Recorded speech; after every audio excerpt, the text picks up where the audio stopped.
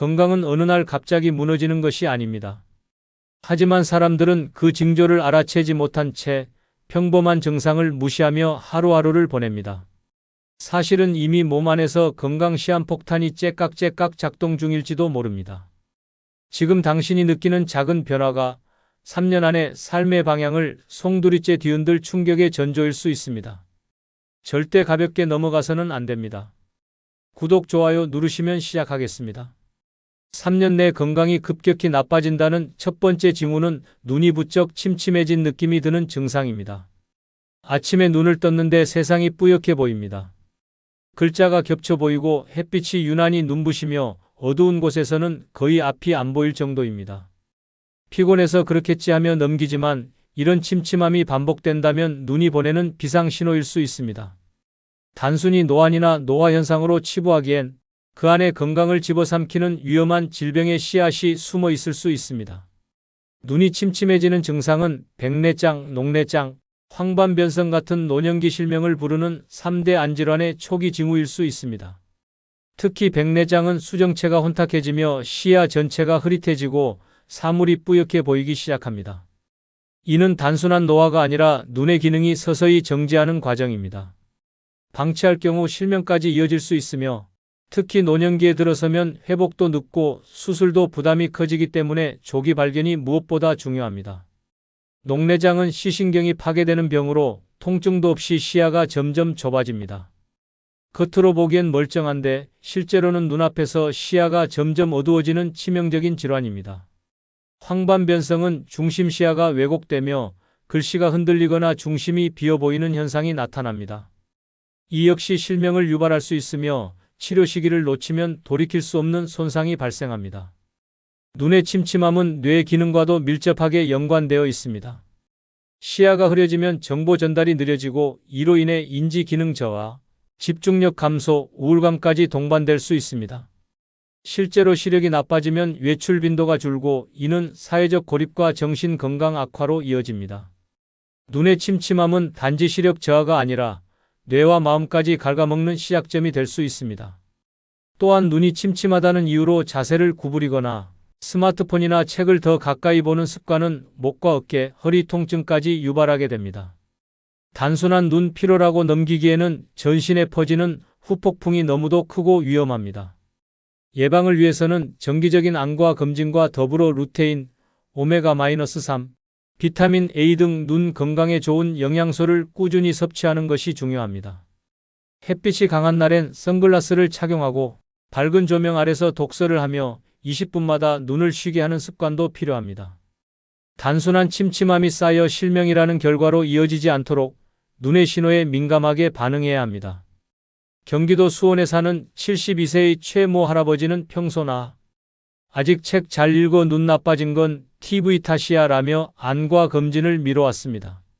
어느 날은 책을 읽는데 글자가 이상하게 흔들리는 느낌이 들었고 신문에 있던 건강이란 단어가 검구로 보였습니다.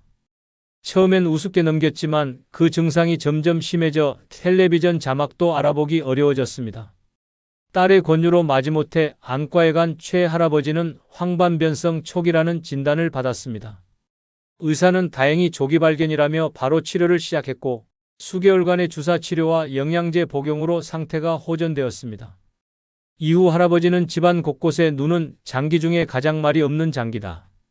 조용히 망가진다는 문구를 붙여두고 동네 어르신들에게 안과 검진의 중요성을 전파하고 있습니다. 손주가 할아버지 왜 자꾸 그 말만 해요? 하자 내가 예전에 책보다 TV 좋아했더니 지금은 TV보다 책이 무서워라며 웃음을 주기도 했습니다. 이처럼 눈이 침침하다는 건 단순한 노안의 문제가 아닙니다. 몸 전체의 건강 경고이자 향후 3년 내 삶의 질을 송두리째 바꿀 수 있는 중대한 징후입니다. 지금 당장 안과 예약 버튼을 누르는 것, 그것이 미래의 나를 지키는 첫 걸음입니다. 두 번째 징후는 숨 쉴 때 쌕쌕거리는 소리가 나는 증상입니다.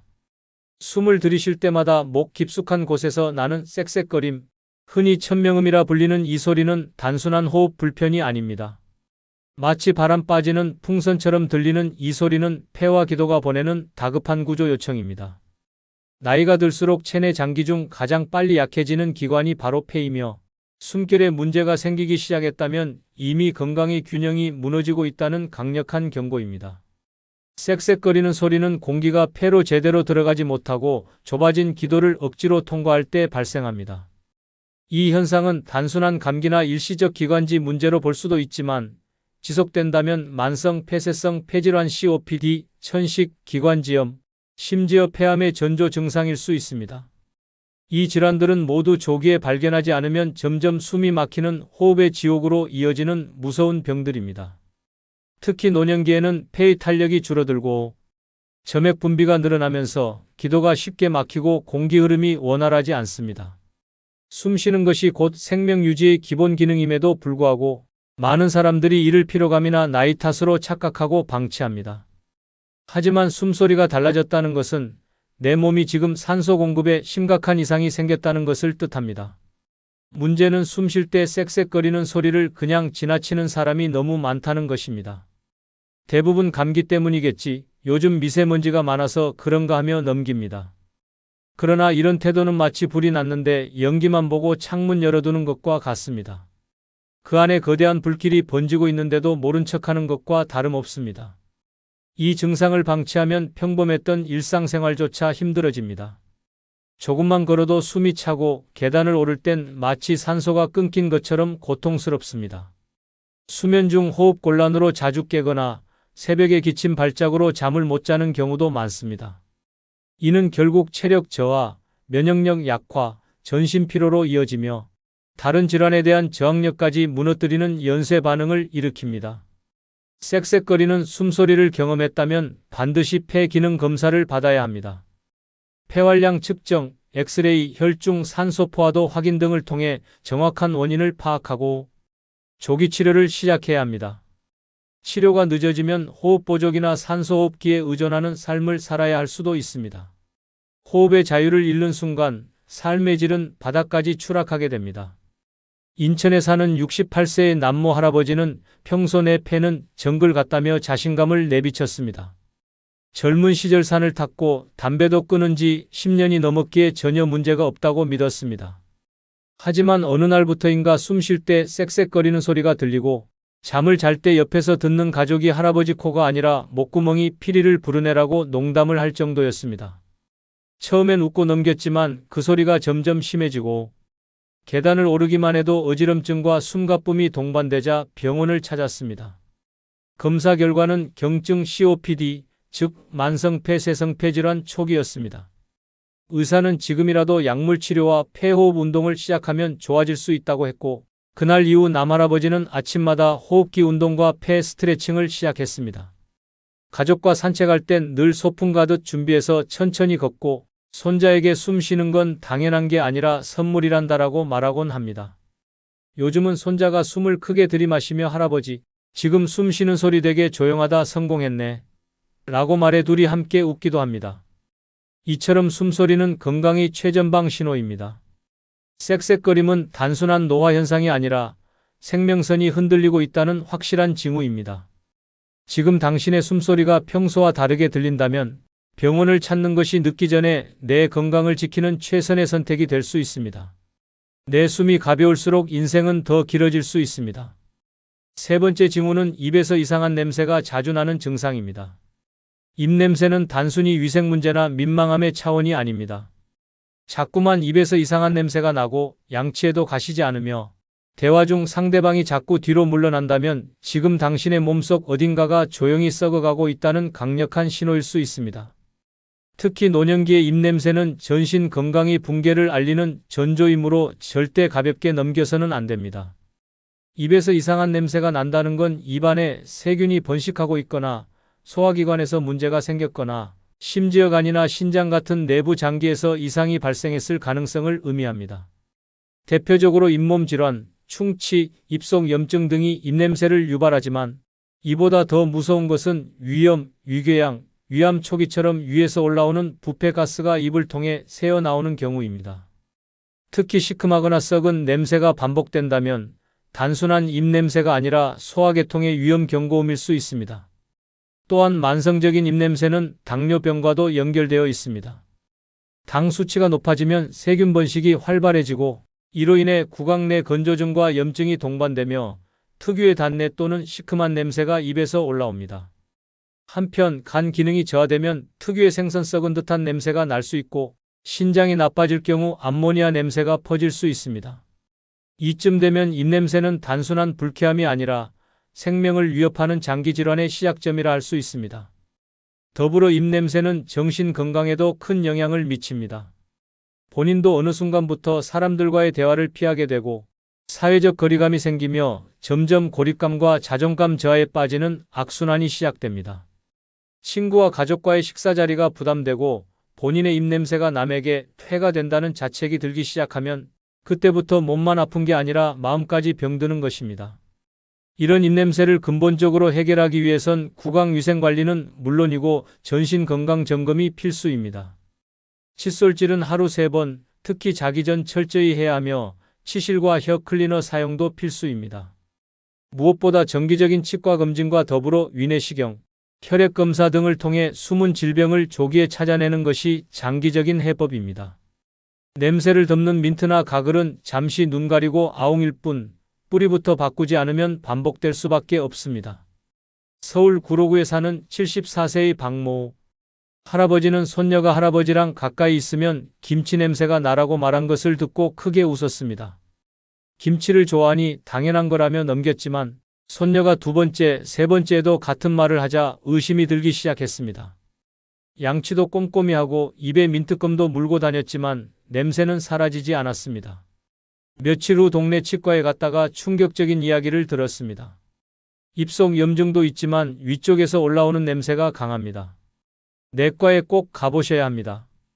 결국 내시경 검사 결과 박 할아버지는 위축성 위염과 위식도 역류 진단을 받았습니다. 의사는 이 상태로 방치했다면 몇 년 안에 위암으로 진행될 수도 있었습니다라고 말하며 바로 치료를 시작했습니다. 지금은 음식도 조절하고 약도 꼬박꼬박 챙겨 드시며 건강을 되찾았습니다. 손녀가 최근 할아버지 요즘은 꽃향기 나라고 말하자 박 할아버지는 이제 입도 리모델링 끝났어 라며 활짝 웃었습니다. 이처럼 입냄새는 단순히 부끄러운 증상이 아니라 몸속이 썩고 있다는 가장 직접적이고 확실한 증거일 수 있습니다. 이상한 냄새가 반복된다면 지금이 바로 몸 전체의 건강 상태를 되돌아볼 시기입니다. 당신의 입이 보내는 냄새가 혹시 내부에서 불이 나고 있다는 경고음은 아닌지 귀 기울여야 할 때입니다. 4번째 징후는 피부에 멍이 쉽게 드는 증상입니다. 어느 날 팔이나 다리에 이유 없이 생긴 멍을 보고 내가 여길 부딪혔었나? 하고 고개를 갸우뚱한 적이 있다면 그건 단순한 타박이 아닐 수 있습니다. 아무리 살짝 스쳐도 푸르딩딩한 멍이 퍼지고 시간이 지나도 좀처럼 없어지지 않는다면 몸속에서 이미 치명적인 이상이 진행되고 있다는 무서운 경고일 수 있습니다. 이건 피부가 아니라 혈관과 피가 비명을 지르는 신호입니다. 멍은 피부 아래 모세혈관이 터져 피가 고이는 현상입니다. 그러나 특별한 충격 없이도 멍이 자주 생긴다면 이는 혈소판 부족, 간 기능 저하, 백혈병, 혈우병, 혈관염, 자가면역 질환 등 무서운 질병의 신호탄일 수 있습니다. 특히 간 기능이 저하되면 혈액 응고 기능이 떨어지면서 멍이 쉽게 생기고 자가면역 질환은 우리 몸이 스스로를 공격해 혈관을 약하게 만들기도 합니다. 이러한 멍은 단순히 외관의 문제로 그치지 않습니다. 내부에서 피가 새고 있다는 것은 출혈 경고 상태로 뇌출혈이나 뇌출혈 같은 더 큰 사고로 이어질 위험이 있습니다. 몸이 어느 순간 스스로 상처를 내고 피를 흘리고 있다는 건 그만큼 면역 체계와 순환 시스템이 무너지고 있다는 신호입니다. 특히 노년기에는 혈관벽이 얇아지고 탄력이 떨어져 더 쉽게 파열되기 때문에 멍 하나를 대수롭지 않게 여겨서는 안 됩니다. 많은 사람들이 멍이 들면 그냥 파스나 연고로 버티거나 나이 들어서 그래라고 자위합니다. 그러나 몸은 절대 이유 없이 붓고 터지지 않습니다. 그것이 단순한 노화 현상이 아니라 병이 점점 자리를 잡아가는 과정이라면 지금 무심코 넘긴 멍이 몇 년 뒤 더 큰 병으로 이어지는 출혈성 질환의 전조일 수도 있습니다.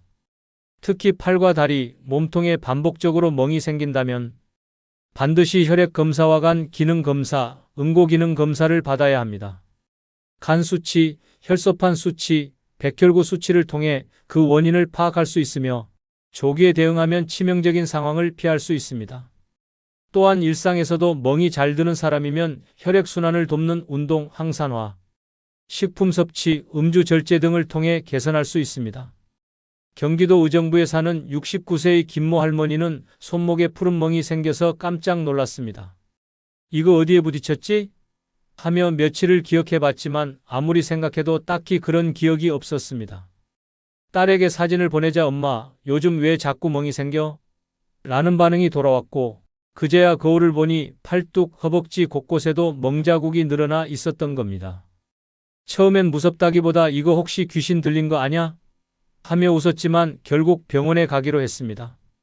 혈액검사 결과 혈소판 수치가 기준치 이하로 떨어져 있었고 초기간 기능 이상 소견이 나왔습니다. 의사는 지금 잘 오셨습니다. 조금만 더 늦었으면 자잘한 멍이 아니라 응급실 갈 일이 생겼을 수도 있어요 라고 말했습니다. 그날 이후 김 할머니는 건강관리에 눈을 떴습니다. 식단도 바꾸고 하루 20분씩 산책도 하며 주기적으로 혈액검사를 받았습니다. 어느 날 손녀가 할머니 요즘은 멍이 안 생기네? 하자 할머니는 응, 이제 내 몸이 날 안 때리는 것 같아라고 하며 웃음을 주었습니다. 이처럼 멍은 단순한 외상이 아닙니다. 혈관 건강, 혈액 상태, 장기 기능의 이상을 나타내는 강력한 경고입니다. 멍이 쉽게 들기 시작했다면 지금이 바로 몸속 붕괴를 막을 마지막 기회일 수 있습니다. 보이는 상처보다 보이지 않는 내부의 위험을 먼저 살피는 지혜, 지금 필요합니다. 5번째 징후는 걷다가 자주 발을 헛디디는 증상입니다. 걷다가 아무것도 없는 평지에서 휘청, 계단 한 칸을 헛디뎌 비틀, 발끝이 걸려 순간 균형을 잃고 중심을 잃어버린 경험이 잦아졌다면 지금 당신의 몸은 위험한 경고등을 켜고 있는 상태입니다. 단순한 부주의나 나이 탓이라고 넘긴다면 가까운 미래에 병원 침대에 누워 있을지도 모릅니다. 발을 헛디디는 건 단순한 실수가 아니라 신경계, 근골격계, 감각기관의 통합 기능이 무너지고 있다는 심각한 징조입니다. 이 증상은 근육 약화, 관절 불안정, 신경전도 저하, 평형 감각의 이상 등 여러 가지 원인이 복합적으로 작용해 나타납니다. 특히 노년기에는 근력과 반사신경이 급격히 떨어지면서 작은 균형 이상에도 쉽게 중심을 잃게 됩니다. 한 번의 헛디딤이 낙상으로 이어지고 낙상은 곧 골절, 수술, 장기 입원으로 연결되는 건강 붕괴의 도미노가 될 수 있습니다. 문제는 단순히 발을 헛디뎠다는 사실이 아닙니다. 그것이 반복될 경우 몸의 평형을 잡아주는 전정기관, 척추신경, 발목 관절, 대퇴근육 등 온몸의 조율 시스템이 고장나기 시작했다는 신호라는 점입니다. 걷는 동안 우리 몸은 수천 개의 신경과 근육, 뇌의 판단력, 눈의 거리 감각까지 모두 총동원되는데 발을 헛디딘다는 건 이 중 어딘가가 제 기능을 하지 못하고 있다는 것입니다.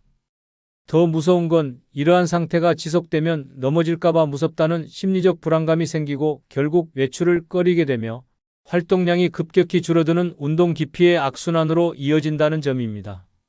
활동량이 줄면 근력은 더 약해지고 그 결과 다시 헛디딤이 반복되며 결국 앉아서 늙어가는 고착화된 노화의 길로 접어들게 됩니다.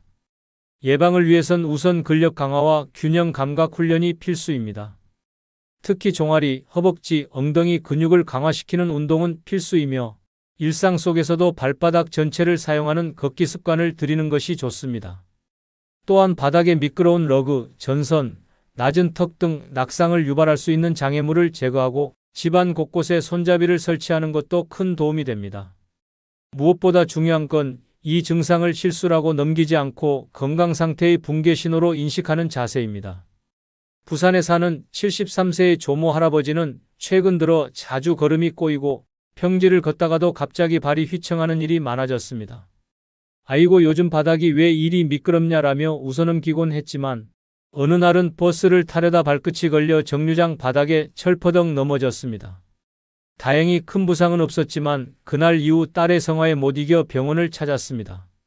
검사 결과 대퇴사두근의 근력 약화와 전정기관 기능 저하로 인한 균형 이상이라는 진단을 받았습니다.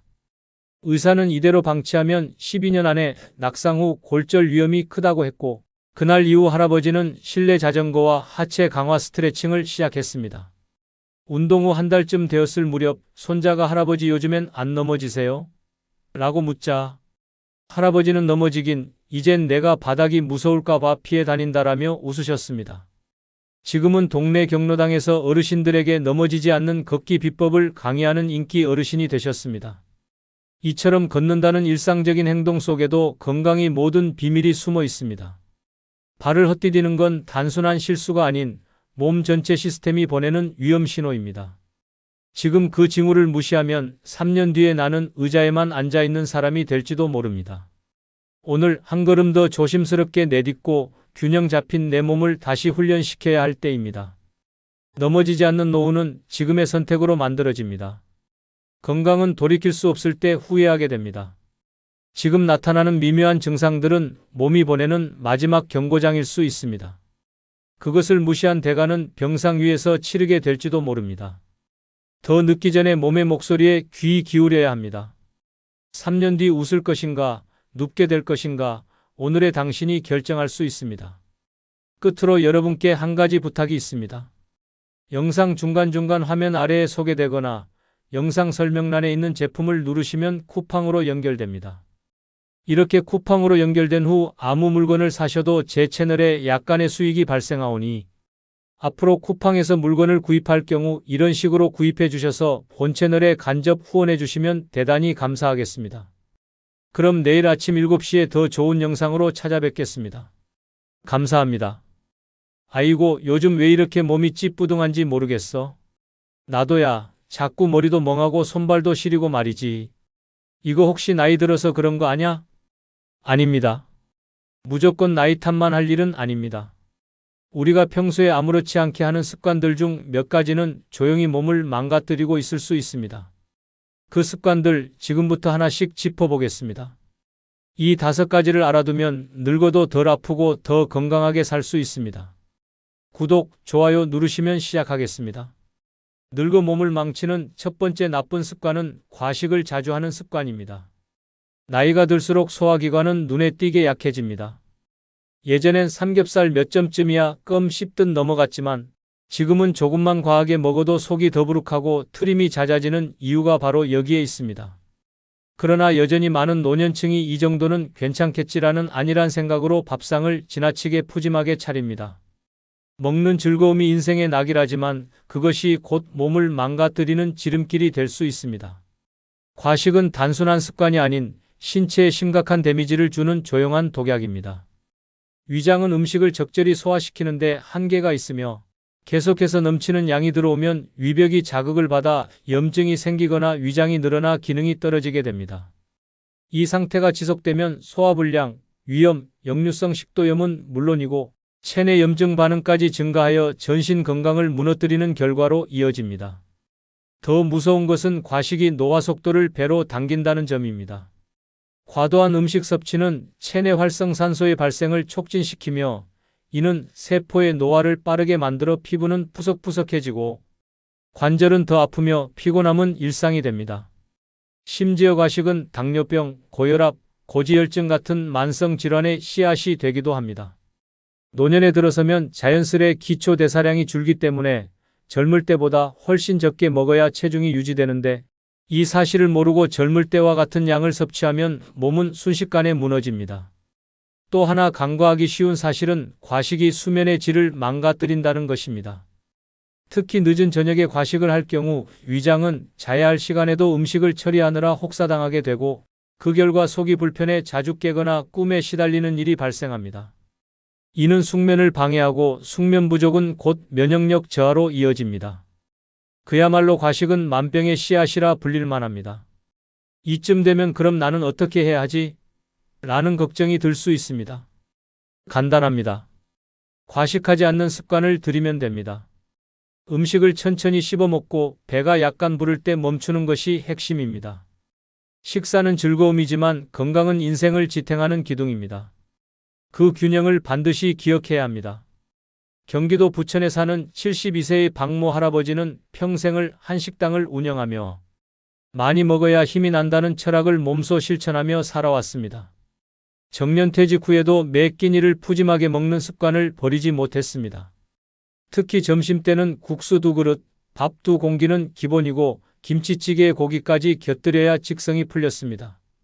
안 먹으면 허전해, 나이 들수록 더 먹어야지라며 배를 두드렸던 박 할아버지는 어느 날 갑작스런 소화불량과 복통으로 응급실 신세를 지게 되었습니다. 검사 결과는 위염과 지방간 그리고 초기 당뇨였습니다. 의사는 박 할아버지에게 식사량을 줄이고 식단을 조절하지 않으면 더 심각한 결과가 올 수 있다고 경고했습니다. 처음엔 어리둥절해하며 밥 좀 많이 먹은 게 죄냐? 고 항변했지만 치료를 위해 며칠간 금식을 하면서 몸이 가벼워지고 속이 편안해지는 것을 느끼고 나서는 생각이 바뀌었습니다. 그 후 박 할아버지는 하루 3끼를 적당히 천천히 먹는 습관으로 바꾸었습니다.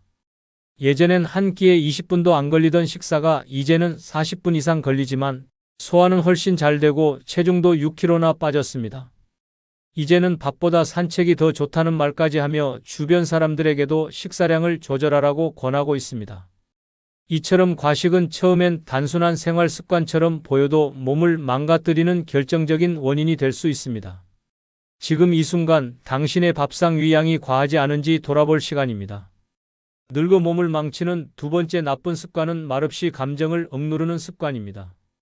감정을 꾹꾹 눌러 삼키는 일은 단순히 인내심이 강하다는 미덕으로 포장되곤 합니다. 하지만 실제로는 내면을 부식시키는 독성 감정의 누출 방지 캡과도 같습니다. 젊을 때는 속이 끓어도 참는 걸 어른스러움이라 여겼을지 모르지만 노년에 들어서까지 그 감정의 뚜껑을 닫고 살아간다면 정신과 육체가 동시에 병들 수밖에 없습니다. 감정을 표현하지 않고 억누르기만 하면 스트레스 호르몬인 코르티솔이 비정상적으로 상승하게 됩니다. 이 호르몬은 장기간 높게 유지될 경우 면역력을 무너뜨리고 뇌 기능을 손상시키며 고혈압, 심장질환, 당뇨 같은 만성 질환을 부추기는 건강 파괴자입니다. 특히 노년기에는 몸의 회복 능력이 떨어지기 때문에 감정에 의한 신체적 데미지가 훨씬 강하게 나타납니다. 말없이 속으로만 삼킨 분노, 슬픔, 억울함은 결국 내면에서 부글부글 끓다가 한순간 폭발하거나 조용히 병으로 변해갑니다. 실제로 감정을 억누르는 노년층은 불면증, 만성 두통, 소화장애, 심지어 기억력 저하까지 겪을 수 있으며 이는 단순한 노화가 아니라 억눌린 감정의 부작용일 수 있습니다. 정신은 감정의 쓰레기통이 아닙니다. 언젠가는 넘치고 썩고 고장이 납니다. 가장 무서운 점은 억눌린 감정이 우울증으로 진화할 수 있다는 것입니다. 그 나이에 무슨 우울증이냐는 말은 편견일 뿐입니다. 노인 우울증은 주변에서도 잘 눈치채지 못하고 본인조차 그냥 기운이 없다 정도로 넘기기 때문에 더욱 위험합니다. 말 한마디 못 꺼내고 사는 하루하루가 정신을 피폐하게 만들며 결국 삶에 대한 흥미까지 잃게 됩니다. 말을 하지 않는다고 감정이 사라지는 것이 아닙니다. 감정은 입 밖으로 나와야 그 무게가 줄어듭니다. 진심을 털어놓을 수 있는 친구, 배우자, 가족 한 명만 있어도 마음은 한결 가벼워지고 건강은 놀랍게 회복될 수 있습니다. 또는 일기쓰기, 취미생활, 그림, 노래 등으로 감정을 표현하는 것도 큰 도움이 됩니다. 중요한 건 참지 않는 용기를 갖는 것입니다. 감정을 내보이는 것이 부끄러운 일이 아니라 그것이야말로 건강한 삶의 시작입니다. 충청북도 단양에 사는 68세의 최모 할머니는 무뚝뚝한 성격으로 유명했습니다. 남편과 다툰 날도 자식들에게 서운한 일이 있어도 친구에게 속상한 말을 들어도 아무 말 없이 웃으며 넘기곤 했습니다. 주변에서는 최 여사는 참 강하다고 칭찬했지만 실상은 달랐습니다. 밤마다 혼자 눈물을 훔치며 잠을 설치기 일쑤였고 이유 없이 소화가 안 되고 가슴이 답답한 날이 점점 잦아졌습니다. 그러던 어느 날 오래 알고 지낸 이웃이 할머니, 왜 항상 웃기만 하세요? 진짜 속마음은 없나요? 라고 묻는 말을 듣고 눈물이 왈칵 쏟아졌습니다. 그날 이후로 최 할머니는 감정을 꾹 참기보다는 조금씩 꺼내놓는 연습을 시작했습니다. 처음엔 말이 어색하고 눈물만 났지만 몇 달이 지나자 밤잠도 잘 자고 표정도 밝아졌습니다. 참느라 병날 뻔했지 뭐예요 라며 웃는 모습은 이제 진짜 행복이 깃든 표정이었습니다. 이처럼 감정을 억누르는 습관은 조용히 우리 몸을 병들게 만듭니다. 노년에 접어든 지금이야말로 내 마음을, 내 감정을 진심으로 들여다볼 때입니다. 말하지 않으면 아무도 모릅니다. 그리고 아무도 모르면 아무도 도와줄 수 없습니다. 감정은 꺼내야 삭습니다. 늦기 전에 지금 그 마음의 무게를 덜어보시기 바랍니다. 늙어 몸을 망치는 세 번째 나쁜 습관은 아침에 빈속에 커피부터 마시는 습관입니다. 아침에 일어나자마자 커피를 찾는 사람이 많습니다. 특히 노년층 중에는 하루가 커피 한 잔으로 시작된다고 말하는 이들이 적지 않습니다. 하지만 이 습관은 위장을 망가뜨리는 아찔한 시작 버튼일 수 있습니다. 공복 상태에서 카페인이 위에 닿는 순간 위산 분비가 급격히 증가하며 위점막이 자극을 받게 됩니다. 이는 위염, 위궤양, 속쓰림, 심하면 역류성 식도염으로 이어질 수 있는 위장 폭격 습관입니다. 빈속의 위는 아무것도 소화할 준비가 되어 있지 않습니다. 이 상태에서 카페인은 마치 갑작스럽게 몰아치는 폭풍우처럼 위장을 휘저어 놓습니다. 특히 나이가 들수록 위 점막은 더 얇아지고 회복력도 떨어지기 때문에 카페인의 자극은 더 치명적으로 작용하게 됩니다. 게다가 커피의 산 성분은 위산 과다를 부추기며 속이 메스껍고 쓰린 증상을 유발할 수 있습니다. 공복 커피는 단순히 위장 문제에 그치지 않습니다. 부정맥, 가슴 두근거림, 손떨림, 불안 증세까지 유발할 수 있으며 특히 노년기에 흔한 고혈압이나 심장 질환을 앓고 있는 사람에게는 위험한 자극제가 될 수 있습니다. 아침은 하루의 컨디션을 결정하는 시간입니다. 이 중요한 시간에 몸에 부담을 주는 커피를 빈속에 마시는 것은 건강을 하루하루 갉아먹는 습관에 불과합니다. 많은 사람이 커피를 정신을 깨우는 마법의 물약처럼 여기지만 사실 그 효과는 단기적이며 오히려 신경을 날카롭게 만들고 장기적으로는 피로감을 배가시키는 역효과를 초래할 수 있습니다. 특히 빈속에서 커피만 마시는 것이 반복되면 식욕이 억제되어 아침 식사를 건너뛰게 되고 이로 인해 영양 불균형과 근육 손실이 심화될 수 있습니다. 이는 곧 낙상 위험, 면역력 저하 등 노년기에 더욱 치명적인 문제로 번지게 됩니다. 공복 커피를 피하는 가장 간단한 방법은 커피보다 식사를 먼저 하는 것입니다. 단 한 조각의 바나나, 몇 숟갈의 죽이라도 먼저 먹은 후 커피를 마시면 위장 자극을 줄이고 건강한 카페인 섭취가 가능합니다. 혹은 카페인이 낮은 디카페인 커피나 따뜻한 보리차, 둥글레차 등으로 바꾸는 것도 현명한 선택입니다. 대전에서 홀로 사는 74세의 조모 할아버지는 30년 넘게 아침마다 블랙커피 한 잔으로 하루를 시작해왔습니다. 커피 없인 눈이 안 떠진다며 빈속에도 거침없이 진한 커피를 들이켰습니다. 그런데 몇 개월 전부터 아침마다 속이 울렁거리고 식사를 하기도 전에 배가 쓰리며 소화가 되지 않는 날이 많아졌습니다. 처음엔 나이 탓이라 생각했지만 증상은 점점 심해졌고 병원에 가보니 위염이 심해져 약을 먹어야 한다는 진단을 받았습니다. 담당 의사는 커피를 빈속에 마시는 습관이 원인일 수 있다며 아침 식사 후에 마시거나 하루 한 잔으로 줄이라고 조언했습니다. 조 할아버지는 반신반의하면서도 아침에 삶은 계란과 바나나를 먼저 먹고 커피를 마시기 시작했습니다. 몇 주가 지나자 놀랍게도 속쓰림이 줄고 식사도 더 잘 넘어가며 낮에 졸리는 증상까지 사라졌습니다. 커피가 나를 깨우는 줄 알았는데 알고 보니 나를 망치고 있었더라며 지금은 오히려 따뜻한 둥글레차로 하루를 시작하고 있습니다. 이처럼 빈속 커피는 자칫하면 건강의 뇌관이 될 수 있습니다. 커피를 마시는 것이 죄는 아니지만 언제 어떻게 마시느냐에 따라 그것은 독이 될 수도 약이 될 수도 있습니다. 오늘부터라도 아침에 커피잔을 들기 전 위장의 안녕을 먼저 생각해 보시기 바랍니다. 늙어 몸을 망치는 네 번째 나쁜 습관은 눈이 침침해도 조명을 어둡게 하고 생활하는 습관입니다. 나이가 들수록 시력은 자연스럽게 저하됩니다. 세상이 흐릿해지고 글씨가 잘 안 보이고 얼굴을 가까이서 봐야 겨우 알아보게 되는 일이 늘어납니다. 그런데도 조명을 제대로 밝히지 않는 노년층이 많습니다.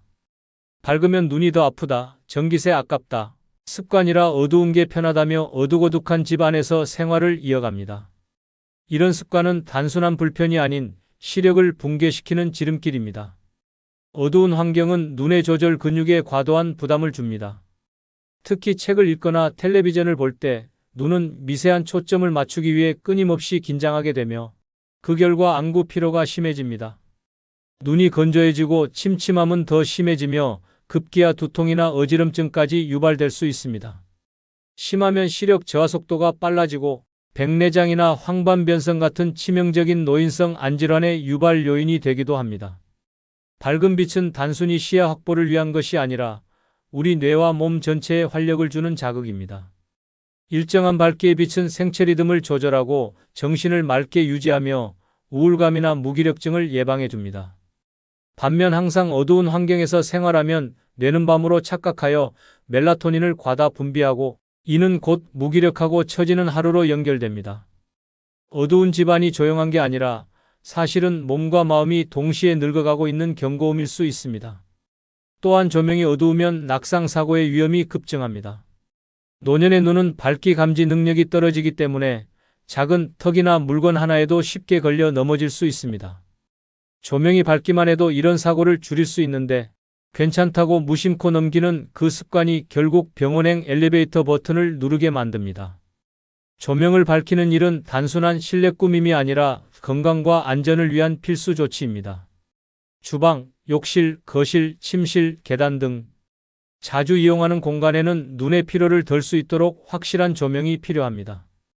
특히 저녁 시간에는 눈부심 방지를 위해 확산형 조명을 사용하는 것이 좋습니다. 낮 동안엔 햇빛을 적극적으로 들이고 저녁에는 조명을 밝게 켜두는 것이 눈 건강을 지키는 가장 기본적인 방법입니다. 경상남도 창원에 사는 70세의 이모 할머니는 눈이 나빠도 불은 안 켜도 되라며 거의 해질 무렵까지 거실 형광등 하나로 생활했습니다. 책도 어둑한 곳에서 읽고 TV도 선명하지 않은 화면으로 보며 지냈습니다. 그러다 어느 날 리모컨을 찾다 발이 거실 탁자 모서리에 걸려 넘어진 사건이 벌어졌습니다. 무릎은 까지고 안경은 날아가고 다행히 뼈에는 이상이 없었지만 그날 이후 눈 밝게, 방도 밝게라는 교훈을 얻었습니다. 병원 진료 후 딸이 조명을 LED로 교체해주고 센서 등까지 설치해 주었습니다. 처음엔 이렇게 화나면 모텔인 줄 알겠네라며 웃었지만 이내 눈이 한결 편해지고 신문 글씨도 또렷하게 보여 기분이 좋아졌습니다. 친구들에게 밝히는 건 나이만 있는 줄 알았는데 이제는 집도 같이 밝혀야겠더라며 농담을 던지며 웃음을 주기도 했습니다. 이처럼 밝은 조명은 노년의 건강을 지키는 가장 저렴하고 효과적인 예방약입니다. 지금 집안이 어둡다면 눈과 삶의 질을 위해 조명을 환하게 밝혀보시기 바랍니다. 작은 변화가 큰 사고를 막고 더 밝은 하루를 열어줄 것입니다.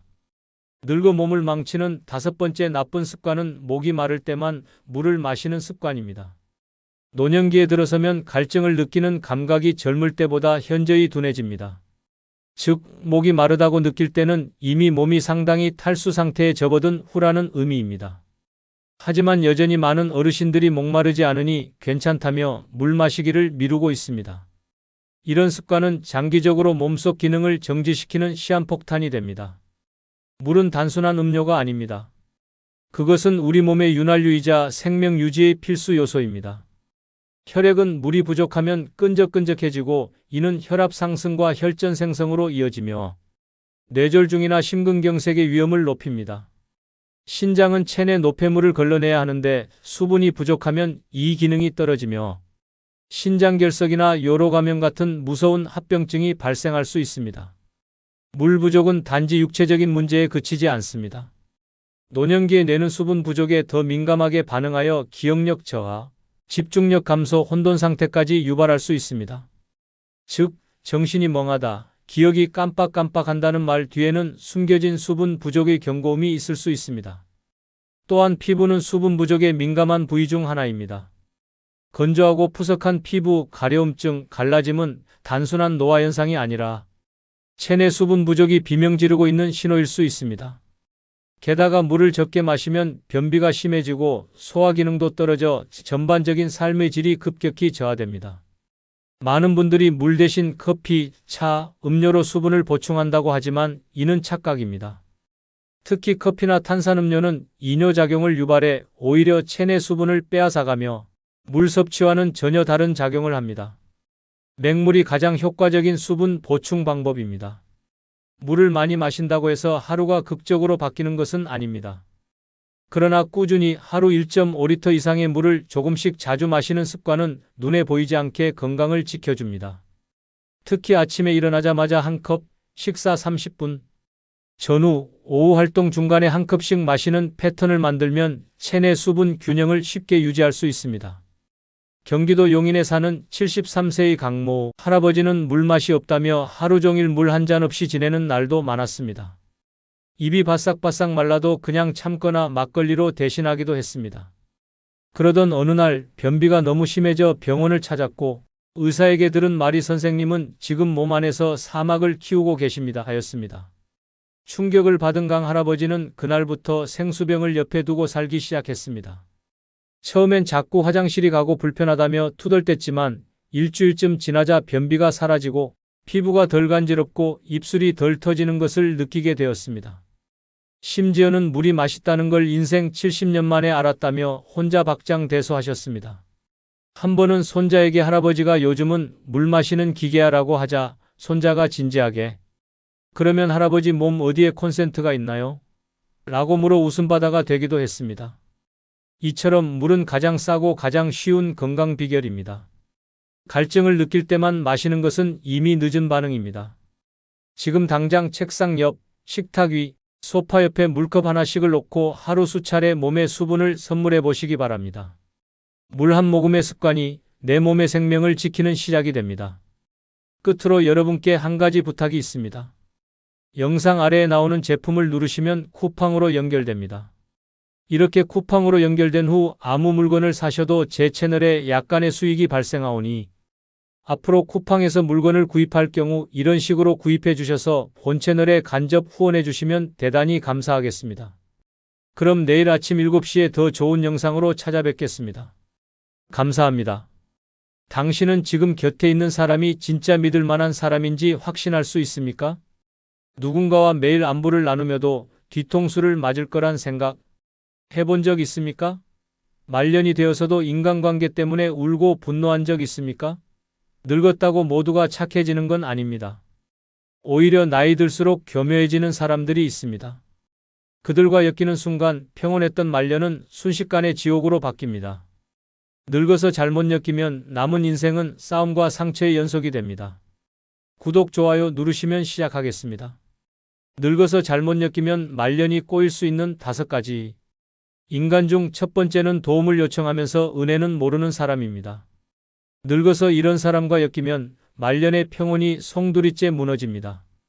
이들은 도움을 청할 땐 눈물까지 동원하지만 막상 도움을 받고 나면 당신을 기억하지 않습니다. 아니, 기억조차 하지 않으면 그나마 다행입니다. 오히려 뒤에서는 당신을 험담하고 더 이상 도움을 주지 않으면 당신이 나쁜 사람이 됩니다. 그런 인간은 감사라는 단어를 입에 올리는 대신 그 정도도 못해줘? 라는 식의 뻔뻔함으로 사람의 속을 뒤집습니다. 이들은 평생 남의 도움을 당연하게 여기며 살아왔습니다. 자식에게, 친구에게, 이웃에게 손을 벌리면서도 미안한 기색조차 없습니다. 도와주는 사람의 시간을, 노력을, 돈을 소중하게 여기지 않습니다. 오히려 상대가 뭔가를 바랄까봐 방어적으로 나서며 내가 뭐 큰 걸 바랐냐고 말하는 순간 듣는 사람은 심장이 철렁합니다. 이런 인간과 노년에 엮이면 당신의 시간과 정성은 쓰레기처럼 버려지고 맙니다. 무서운 점은 이런 사람들이 도와줄 때는 모른 채 하다가 거절하면 금세 원망의 대상이 된다는 것입니다. 예전엔 도와주더니 이젠 모르겠다는 식의 말로 주변 사람들에게 당신을 차가운 인간으로 포장하기도 합니다. 당신이 손해를 감수하며 도왔던 사실은 사라지고 요즘은 돈 좀 벌더니 변했다는 오해만 남습니다. 결국 이런 사람 하나 때문에 주변의 시선까지 바뀌고 인간관계 전체가 뒤틀릴 수 있습니다. 말년은 편안해야 합니다. 누구에게 휘둘리지 않고 사람 때문에 마음 상하지 않고 남은 시간은 온전히 나를 위해 써야 할 시기입니다. 그런데 이런 은혜 모르는 인간과 엮이면 말년이 피곤해집니다. 심지어 당신의 자식들까지 피해를 볼 수 있습니다. 너희 엄마는 옛날에 나한테 큰 빚이 있다는 말 한마디로 아이들에게까지 도덕적 빚을 지우는 어처구니 없는 상황이 벌어지기도 합니다. 이런 사람과의 관계는 처음부터 선을 긋는 것이 중요합니다. 부탁을 들어줄 땐 반드시 한계를 설정하고 반복적인 요청엔 단호하게 거절하는 것이 좋습니다. 그리고 무엇보다 중요한 것은 당신의 선의가 악용되지 않도록 스스로 지키는 것입니다. 선한 마음도 반복되면 이용당하고 그 끝은 외로움과 후회로 가득 찬 말년이 될 수 있습니다. 한 노인의 실제 이야기를 소개합니다. 그는 평소 동네 사람들에게 인심 좋기로 유명했습니다. 자잘한 부탁도 거절하지 않고 이웃의 배달 물품도 대신 받아주고 병원 갈 때는 차를 태워주기도 했습니다. 그런데 그의 옆집에 살던 지인은 수년간 그의 호의를 서비스처럼 소비했습니다. 이참에 병원 좀 같이 가요. 우리 집 전등이 나갔는데 좀 갈아주세요. 세탁기 고장 났는데 기사 좀 불러줘요. 식의 부탁이 끊이질 않았습니다. 문제는 그가 수술을 받고 몸이 불편해졌을 때 터졌습니다. 도와주던 사람이 도움을 요청하자 그 지인은 단칼에 거절했습니다. 나도 바쁘다니까요 라는 말과 함께 연락이 끊겼고 오히려 다른 이웃에게 그 사람 은근히 요구가 많다는 소문까지 퍼뜨렸습니다. 상처받은 노인은 결국 단절을 선택했고 그 사건 이후 누가 도움을 청해도 신뢰하지 못하게 되었습니다. 도움은 줄 수 있지만 사람은 골라서 도와야 합니다. 고마움을 모르는 사람에게는 손길이 칼이 되어 돌아옵니다. 노년에는 후회 없는 인간관계가 가장 큰 자산입니다. 은혜를 모르는 인간과는 거리를 두고 따뜻함을 공유할 줄 아는 사람과 남은 시간을 보내는 것이 말년의 지혜입니다. 두 번째는 남의 가족사를 퍼뜨리는 사람입니다. 이보다 더 위험한 인간은 없습니다. 말년을 지옥으로 끌고 가는 입 하나, 바로 남의 집안일을 입에 올리기 좋아하는 사람입니다. 이런 사람은 누구보다 친절한 얼굴로 다가옵니다. 그 집 딸이 이혼했다며 아들이 빚졌다는 소문이 있더라 하며 말을 꺼내지만 그 속엔 관심도 배려도 없습니다. 단지 재미와 우월감으로 남의 사생활을 조각내는 혀를 가졌을 뿐입니다. 문제는 이 말이 어디로 튈지 모른다는 것입니다. 엉뚱한 사람 귀에 들어가면 원래 이야기보다 더 자극적인 거짓으로 변질됩니다. 말 한마디가 가족을 파탄내고 관계를 끊게 만들고 평생 지켜온 체면을 한순간에 무너뜨립니다. 이런 사람은 이야기의 진위를 따지지 않습니다. 오히려 자극적인 내용을 더 좋아하고 그 내용에 살을 붙이는 데 능합니다. 누가 그러더라는 말버릇으로 본인의 책임을 피해가며 정작 본인이 만든 불씨는 온 동네를 불태웁니다. 누군가의 이혼, 실직, 병원 입원, 자식 문제 같은 민감한 이야기를 쉴 새 없이 퍼뜨리면서도 자기는 도리어 그런 일은 남들도 다 아는 줄 알았다며 빠져나갑니다. 이런 유형의 인간과 친하게 지내는 순간 나도 모르게 내 가족사가 이웃의 술안주가 되고 맙니다. 노년기의 가장 소중한 자산은 명예와 관계입니다. 자식들이 열심히 쌓아온 이미지가 부모 한 사람의 무분별한 말 한마디로 무너질 수 있습니다. 손주의 학교 생활, 며느리의 직장, 사위의 사업 문제까지 이런 사람의 입에 오르면 그 가족은 고립되고 상처 입습니다. 심지어 단순한 오해조차 이 사람의 입을 거치면 사건이 되어버립니다. 그 파장은 상상 이상이며 결국 피해는 고스란히 당사자와 가족에게 돌아옵니다. 이런 사람과의 관계는 초반에 반드시 경계를 분명히 해야 합니다.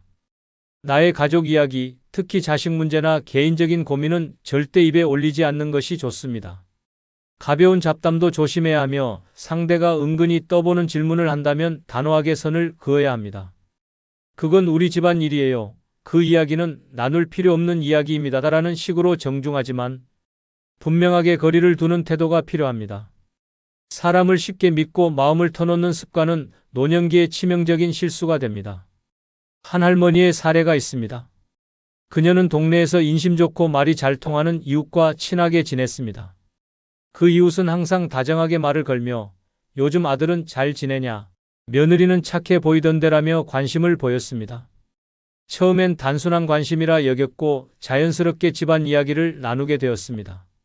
그런데 어느 날 시장에 나갔더니 모르는 사람에게 이런 말을 들었습니다. 며느리가 요즘 일 나가기 싫어한다면서요? 너무 놀란 할머니는 곧바로 자신이 얘기한 내용이 이웃의 입을 통해 동네에 퍼졌다는 사실을 알게 되었습니다. 그뿐만이 아니었습니다. 아들이 사업 실패 후 잠시 쉬고 있다는 말도 온갖 과장으로 포장되어 아들이 빚더미에 앉았다는 말로 둔갑해 있었습니다. 이후 그녀는 그 이웃과 연락을 끊고 집 밖 출입도 삼갔습니다.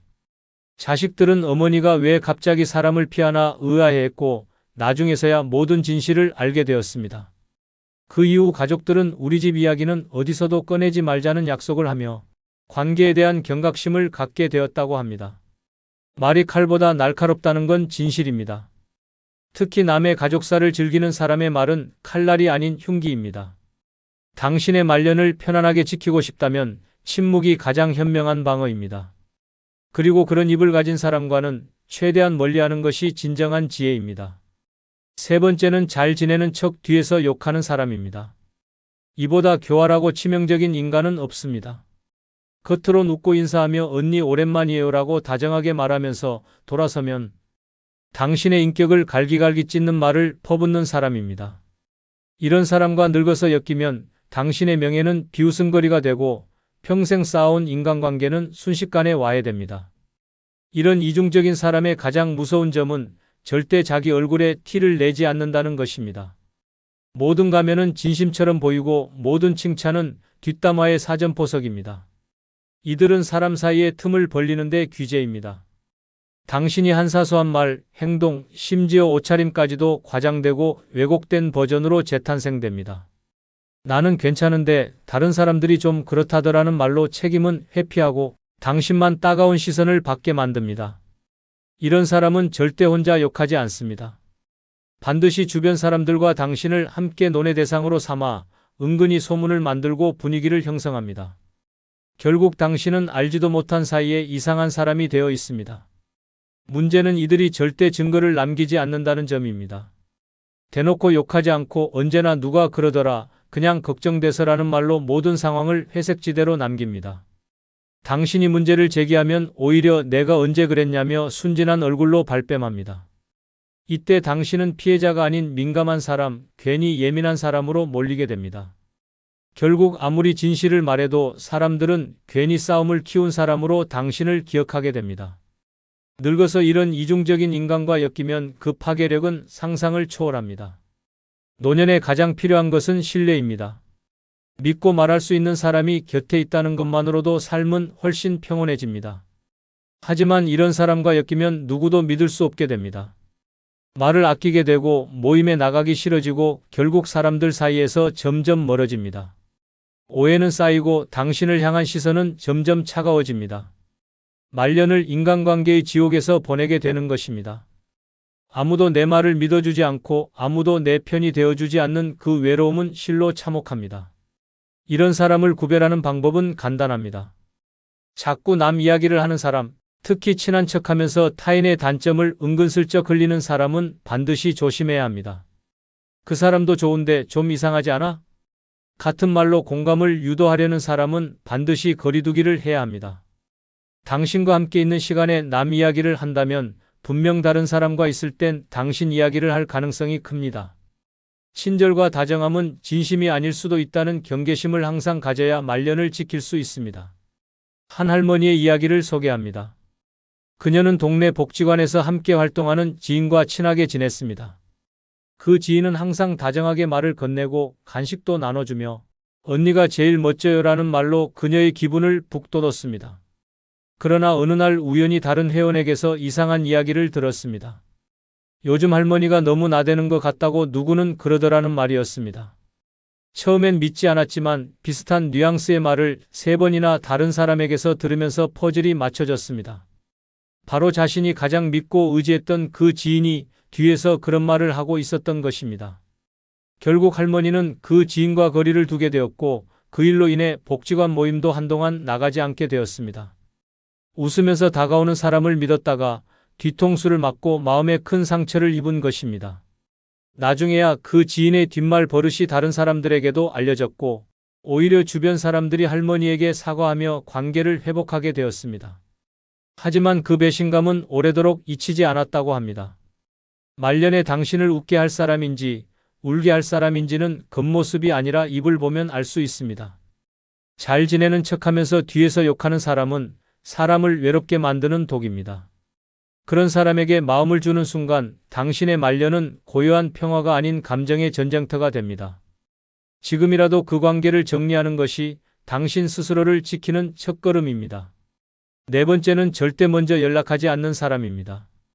이런 사람과 말년에 엮이면 외로움이 일상이 되고 자존감은 바닥을 칩니다. 평생 관계에 헌신한 대가가 침묵이라면 그건 상처가 아니라 모욕입니다. 이런 인간은 연락을 기다리는 척하면서도 절대 먼저 전화하지 않습니다. 늘 당신이 먼저 안부를 묻고 당신이 먼저 약속을 잡고 당신이 먼저 손을 내밀어야만 관계가 이어집니다. 하지만 그들은 고맙다는 말 한마디조차 없습니다. 오히려 요즘은 왜 연락이 없어요? 라며 뻔뻔하게 되묻는 경우도 있습니다. 마치 당신이 의무적으로 다가와야 하는 존재라도 되는 것처럼 행동합니다. 문제는 이들이 당신의 침묵을 무관심으로 받아들이는 데 있습니다. 몇 번 연락을 하지 않으면 이제 그 사람은 날 신경 안 쓰는구나라며 관계를 끝내버립니다. 그렇게 정리되는 인연은 결국 한 방향의 짝사랑이었음을 깨닫게 됩니다. 당신이 꾸준히 보낸 메시지, 안부 전화, 소소한 선물들은 단 한 번의 관심 없는 반응으로 물거품이 됩니다. 늙어서 이런 사람에게 마음을 주면 외롭고도 비참한 관계에 갇히게 됩니다. 가장 끔찍한 건 이런 인간이 당신의 외로움을 당연하게 여긴다는 사실입니다. 그 사람은 심심하니까 연락하는 거야 라며 당신의 진심을 가볍게 소비합니다. 만나면 웃고 이야기하더라도 그들은 단 한 번도 진심으로 당신을 궁금해하지 않았다는 걸 알게 되었을 때 마음은 산산조각 납니다. 노년은 그 어떤 시기보다 마음이 민감하고 상처에 취약합니다.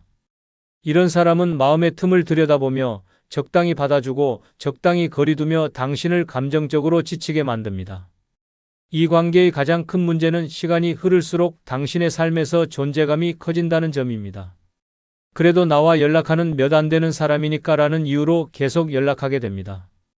결국 당신은 끊임없이 상대의 반응에 의지하며 하루를 보내게 되고 상대는 당신을 언제든지 끊을 수 있는 가벼운 존재로 인식합니다. 이런 관계는 말년의 고독을 더 깊게 만들고 마음의 생채기를 남깁니다. 이럴 때 필요한 건 먼저 연락하지 않는 사람과는 일정한 거리를 유지하는 결단입니다. 내가 연락을 끊으면 이 관계는 끝난다는 생각이 든다면 그건 진정한 인연이 아닙니다. 연락은 의무가 아닌 마음입니다. 진심은 말하지 않아도 손이 먼저 움직이고 보고 싶다는 감정은 스스로 전화기를 들게 만듭니다. 늙어서도 그런 사람 한 명만 있으면 말년은 덜 외롭습니다. 반대로 먼저 연락 한 번 없는 사람 100명은 당신의 마음을 텅 비게 만들 뿐입니다. 어느 노인의 사례가 있습니다. 그는 10년 가까이 알고 지낸 친구가 있었습니다. 늘 먼저 전화를 걸어 안부를 묻고 명절이면 작은 선물도 챙겼습니다. 모임 일정도 그가 주도했고 카톡 단체방에 글을 올리는 것도 항상 그였습니다. 하지만 어느 날 그는 실험을 해보기로 했습니다. 단 한 번도 먼저 연락하지 않고 기다리기만 해보기로 한 것입니다. 첫날, 이틀, 일주일이 지났고 한 달이 넘도록 아무 연락도 오지 않았습니다. 그가 항상 챙겨주던 그 친구는 그 한 달 내내 단 한 번도 안부를 묻지 않았습니다. 그제야 노인은 깨달았습니다. 지금까지 유지된 관계는 사실상 혼자만의 노력이었음을. 서운함과 허무함에 그는 단체방을 조용히 나갔고 그 후로도 아무런 말이 없었습니다. 그 일 이후 노인은 관계의 우선순위를 바꾸었습니다. 자주 보지 않아도 먼저 연락이 없어도 진심이 느껴지는 사람과 시간을 보내기로 했습니다. 말없이 있어도 나를 걱정해주는 사람, 그런 사람 하나면 말년에 외롭지 않다는 것이 그의 깨달음이었습니다. 말년에 필요한 사람은 많이 아는 사람이 아니라 먼저 연락하는 한 사람입니다. 당신을 먼저 떠올리고 먼저 안부를 묻고 먼저 손을 내미는 그 사람이 곁에 있다면 외로움은 두려움이 되지 않습니다. 반대로 단 한 번도 먼저 연락하지 않는 사람과의 인연은 끊어도 괜찮습니다. 그건 이미 오래전부터 끊어진 인연이었기 때문입니다. 5번째는 정치 이야기로 싸움을 부르는 사람입니다. 늙어서 이런 사람과 엮이면 평화로워야 할 말년이 전쟁터가 됩니다. 이들은 말끝마다 정치 이야기를 꺼내며 분위기를 박살냅니다. 명절 모임, 경로당, 카페, 심지어 장례식장에서도 예외가 없습니다. 누가 나라를 망쳤다. 그놈이 대통령만 안 됐어도 같은 말로 시비를 걸고 동의하지 않으면 바로 적으로 간주합니다. 조용히 있으면 무식하다고 무시하고 반대 의견을 내면 미쳤다고 욕하기 시작합니다. 이런 사람은 이념이 아니라 논쟁을 즐기며 상대를 공격하는 데서 쾌감을 느낍니다. 가장 끔찍한 건 이들의 대화가 절대 끝나지 않는다는 점입니다. 상대방이 듣기 싫어해도 계속 떠들고 말꼬리를 물고 늘어집니다. 반론을 제기하면 소리부터 높아지며 세상 물정 모른다며 인신공격으로 넘어갑니다. 결국 처음엔 작은 논쟁으로 시작했지만 시간이 지날수록 갈등은 커지고 감정의 골은 깊어집니다. 정치 이야기는 절대 결론이 나지 않기 때문에 남는 것은 오해와 분노뿐입니다. 늙어서 그런 갈등에 에너지를 쏟는 건 너무나도 무의미하고 고달픈 일입니다. 정치적 성향은 각자의 자유입니다. 하지만 그것을 강요하거나 모임의 분위기를 갈라놓는 도구로 사용하는 사람은 공동체의 파괴자입니다. 특히 노년기엔 고정된 사고방식이 뿌리 깊어져 있어 한번 다툼이 생기면 화해가 쉽지 않습니다. 수십 년 지기 친구도 정치 성향 하나로 등을 돌리게 되고 가족끼리도 식사 자리를 피하게 됩니다. 이런 식의 단절은 말년을 외롭게 만들고 그동안 쌓아온 관계의 의미를 허무하게 만듭니다. 정보 제공의 관점에서도 정치 이야기는 위험한 함정을 품고 있습니다. 대부분은 검증되지 않은 루머나 편향된 기사에 의존해 감정을 폭발시키며 건전한 토론이 아니라 독설과 모욕으로 흐르기 쉽습니다. 이로 인해 서로의 신뢰는 무너지고 상대방에 대한 존중은 사라집니다. 말년의 삶에서 가장 중요한 건 존중받는 관계입니다. 하지만 정치 이야기로 싸움을 부르는 사람은 그 존중의 뿌리를 스스로 잘라내는 인물입니다. 그 사람과 오래 엮이면 결국 내 자존감까지 상처를 입게 됩니다. 한 노인의 실제 이야기가 있습니다. 그는 자주 가는 경로당에서 바둑 두고 담소 나누며 소소한 일상을 즐기고 있었습니다. 그런데 어느 날 새로운 회원 한 명이 들어왔습니다. 처음엔 조용한 듯 했지만 점점 정치 이야기를 꺼내기 시작했습니다. 요즘 뉴스 봤어요? 나라가 진짜 엉망이에요로 시작된 말은 곧장 특정 정당과 인물에 대한 비난으로 이어졌습니다. 대부분은 가볍게 넘겼지만 어느 날 다른 한 분이 반대 의견을 내자 그날 이후 바둑판은 전쟁터가 되었습니다.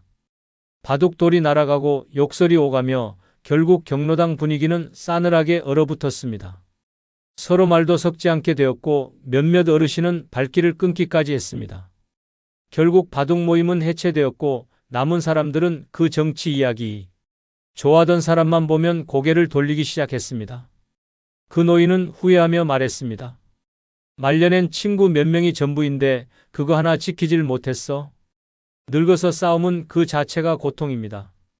정치 이야기는 마음을 나누는 대화가 아니라 관계를 해치는 독입니다. 함께 웃고 싶은 자리에 시끄러운 논쟁을 끼워 넣는 사람은 인생의 마지막 장면을 혼란으로 가득 채우게 만듭니다.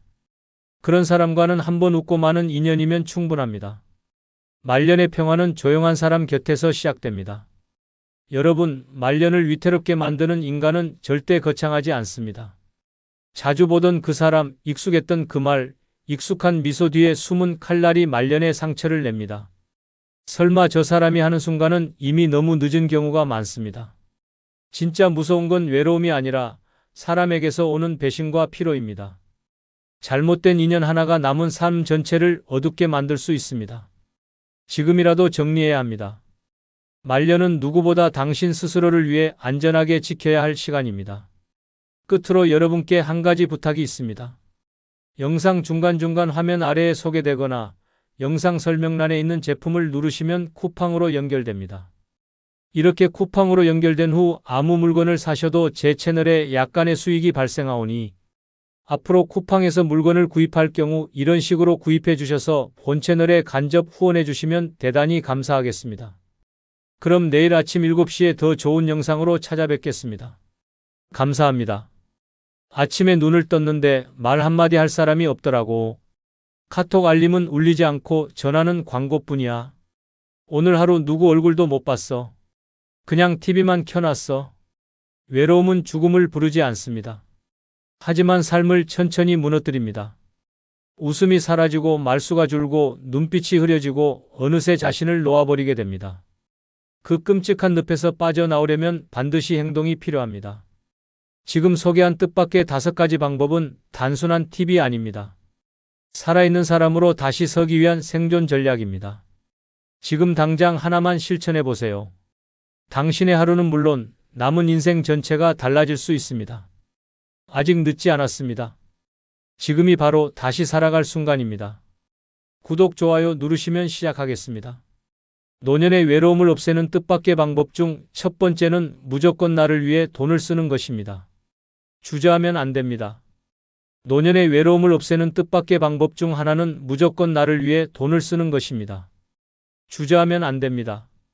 많은 분들이 노년에 들어서면 돈을 아껴야 한다는 생각에 사로잡혀 살아갑니다.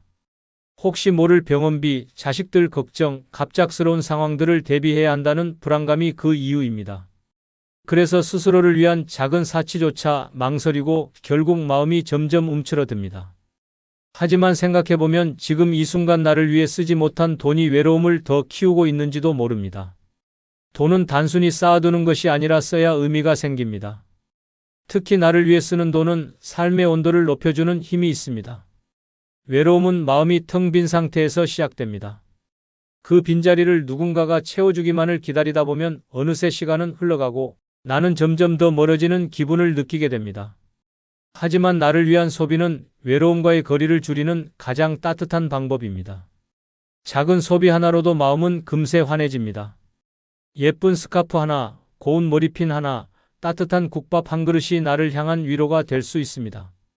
돈을 쓰는 일은 단순한 소비가 아니라 나를 존중하는 마음의 표현입니다.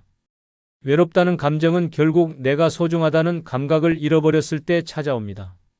그래서 누군가에게 기대기 전에 먼저 내가 나를 위해 해줄 수 있는 것을 해보는 것이 중요합니다. 나를 아끼는 그 마음이 얼굴빛을 바꾸고 말투를 바꾸고 결국 주변 사람들과의 관계까지 바꿔놓습니다. 나를 위해 쓴 돈이 누군가와의 새로운 만남을 열어주는 열쇠가 될 수도 있습니다. 실제로 한 할머니의 이야기가 있습니다. 76세의 이 할머니는 남편을 먼저 보내고 혼자 살고 계셨습니다. 평소에는 텔레비전과 라디오만 벗삼아 조용히 지내셨습니다. 자식들은 다 출가하고 연락도 가끔 오는 정도였고 평소에는 돈을 거의 쓰지 않고 하루 두 끼만 먹는 소박한 생활을 하셨습니다. 그렇게 몇 해가 지나자 마음속에 말로 설명하기 어려운 외로움이 점점 커졌다고 합니다. 웃을 일도 말할 일도 나를 꾸며볼 일도 없는 날들이 이어지면서 하루하루가 뿌연 안개 속 같았다고 합니다.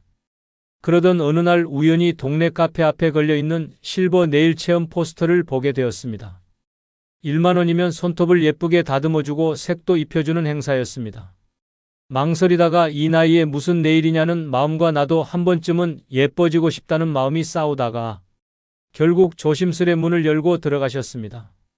그리고 그날 손톱의 연한 분홍색이 칠해지고 손등에 로션이 발려질 때 처음으로 내 손이 이렇게 고왔던가 하고 웃음이 나왔다고 합니다. 그날 이후 할머니는 마트에 갈 때도 립스틱을 살짝 바르고 스스로를 위해 카페에서 커피 한 잔을 사 마시는 일도 시작하셨습니다. 이제는 근처 문화센터에도 등록해 그림을 배우고 계시며 작게나마 매달 30만 원은 무조건 나를 위한 소비로 정해두셨다고 합니다. 가장 놀라운 변화는 마음이 달라졌다는 점입니다. 예전에는 아무 이유 없이 울컥했던 감정들이 이제는 설렘으로 바뀌었다고 하셨습니다. 그리고 이렇게 말씀하셨습니다. 내가 나를 귀하게 여기니 외로움이 감히 다가오지 못하더라고요. 나를 위해 돈을 쓰는 것은 단순한 소비가 아닙니다. 그것은 삶의 온기를 불어넣는 행위이며 나를 다시 사랑하는 선언입니다. 외로운 마음이 들 때 가장 먼저 내 마음을 위해 지갑을 열어보시길 권합니다.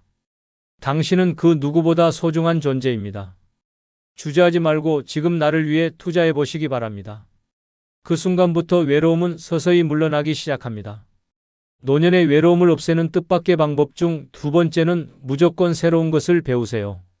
그럼 뇌와 마음에 생기를 줍니다.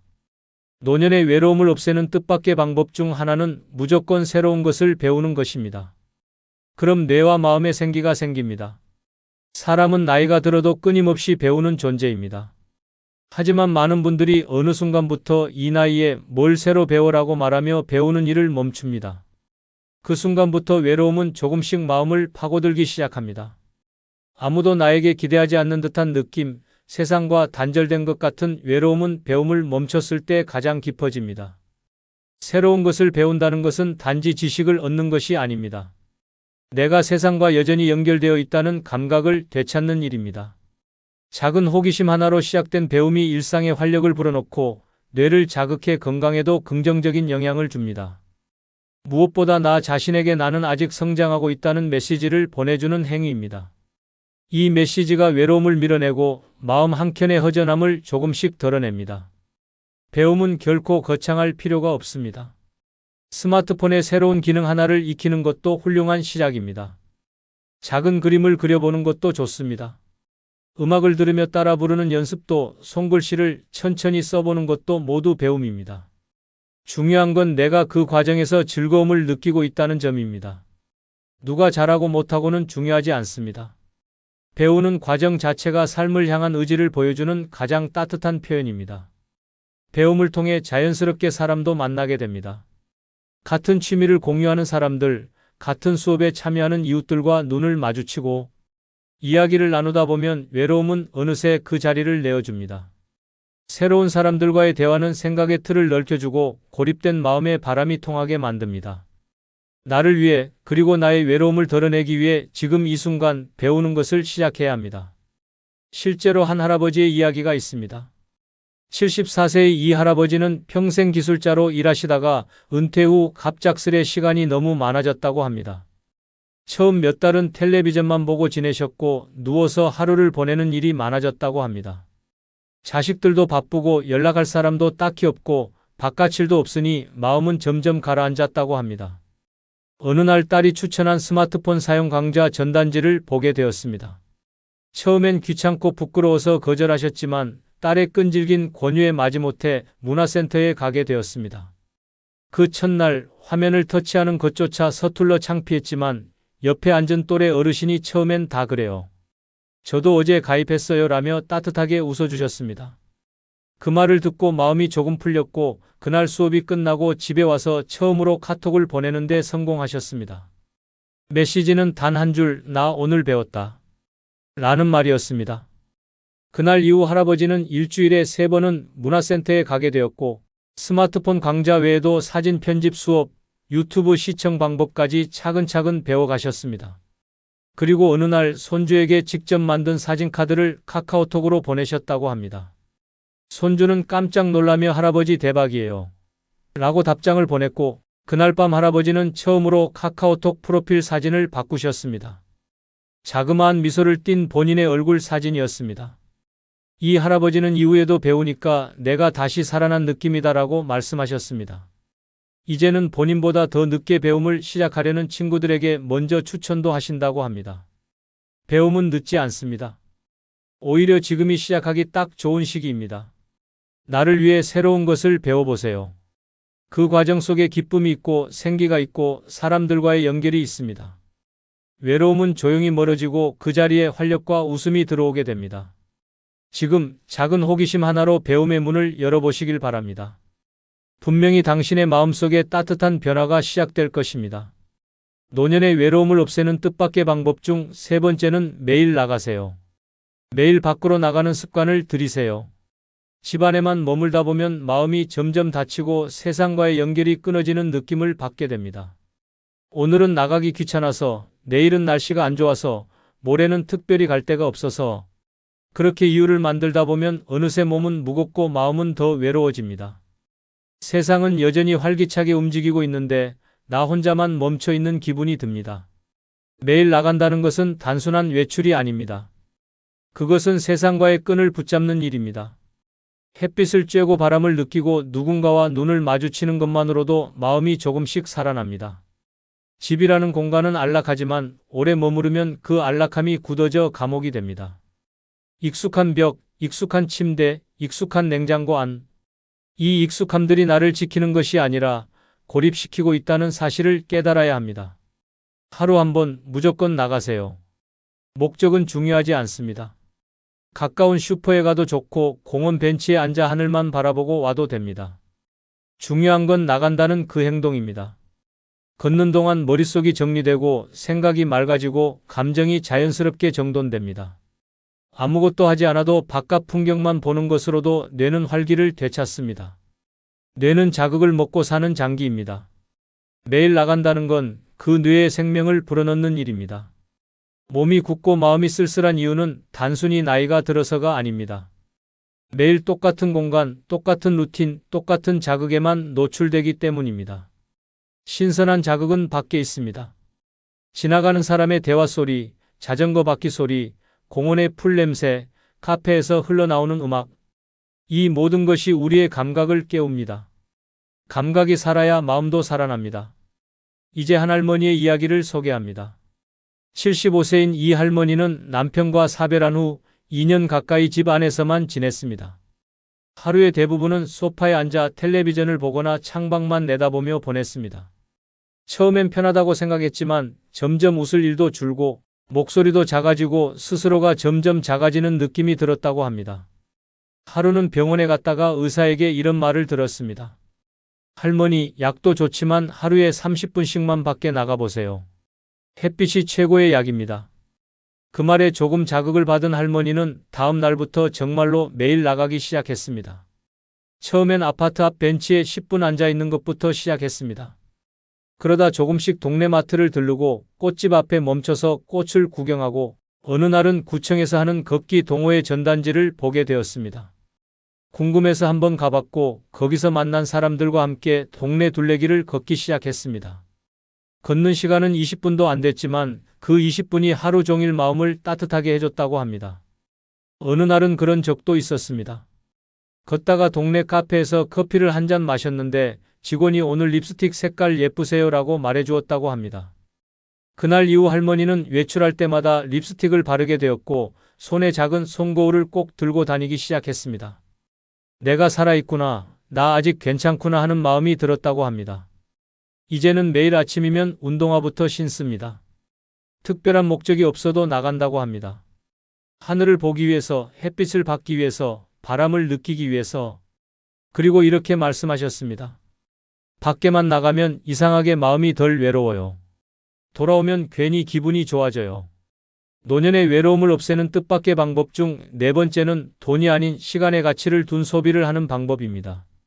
노년의 외로움을 없애는 뜻밖의 방법 중 하나는 돈이 아닌 시간의 가치를 둔 소비를 하는 것입니다. 많은 분들이 돈은 아껴야 한다고 말하면서 정작 시간은 아무렇지 않게 흘려보냅니다. 그러나 돈은 잃어도 다시 벌 수 있지만 시간은 한번 지나가면 다시는 돌아오지 않습니다. 지금 이 순간 가장 소중한 자산은 통장의 잔고가 아니라 내가 살아 숨쉬고 있는 오늘입니다. 노년은 하루하루가 더욱 소중한 시간입니다. 오늘 하루를 어떤 기분으로 보냈는가, 누구와 어떤 대화를 나눴는가, 무엇을 하며 웃었는가가 삶의 질을 결정합니다. 그런데 우리는 아직도 이건 비싸니까 다음에 사야지, 이 나이에 뭘 해, 그 돈이면 그냥 집에서 조용히 있어야지라고 말하며 스스로의 시간을 가두고 있습니다. 그렇게 전략한 돈은 통장에 남지만 전략한 시간은 내 삶 어디에도 남지 않습니다. 돈보다 중요한 건 지금 내 곁에 있는 사람과 경험입니다. 잠시라도 마음이 따뜻해지는 시간, 누군가와 함께 웃는 시간, 혼자더라도 내가 온전히 나로서 존재하는 시간. 그 시간들을 만들어주는 것이 진짜 가치 있는 소비입니다. 값비싼 물건이 아니어도 좋습니다. 오래 기억에 남을 경험이 내 삶에 남는 것입니다. 혼자 가는 카페에서 마시는 커피 한 잔, 낯선 거리에서의 짧은 산책, 문화센터에서 배우는 새로운 기술, 이런 것들이 바로 시간의 가치를 둔 소비입니다. 이런 소비는 결국 나를 살아있게 만듭니다. 물건은 언젠가 낡고 사라지지만 경험은 추억이 되어 마음속에 남습니다. 외로움은 마음의 텅 빈 공간에서 자라납니다.